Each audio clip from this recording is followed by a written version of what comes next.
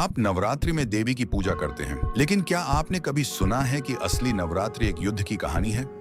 एक ऐसा युद्ध जो सिर्फ महिषासुर और मां दुर्गा के बीच नहीं था, बल्कि समय और काल के बीच भी था।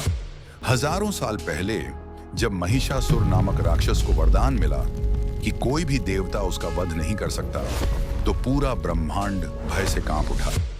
देवता हार चुके थे, असुर जीत चुके थे, धरती पर धर्म का प्रकाश बुझ चुका था।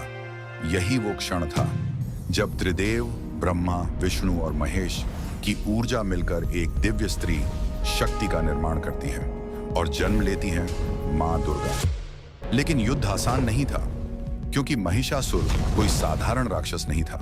हर बार उसका एक नया रूप सामने आता। पहली रात मां दुर्गा ने शैलपुत्री का रूप लिया, दूसरी रात ब्रह्मचारिणी, तीसरी रात चंद्रघंटा।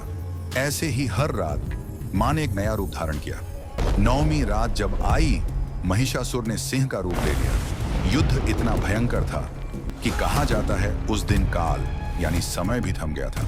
और फिर मां दुर्गा ने काली का रूप धारण किया। त्रिशूल के एक ही वार से महिषासुर का अंत कर दिया।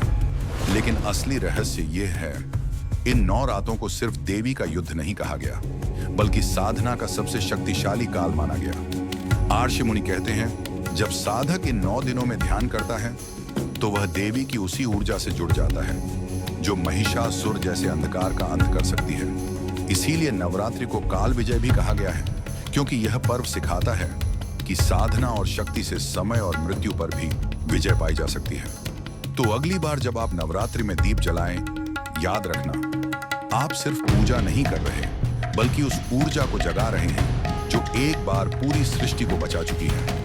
पर सवाल यह है, क्या हम आज भी उस शक्ति को अपने अंदर जगा सकते हैं, या हमने उसे सिर्फ एक त्योहार तक सीमित कर दिया है?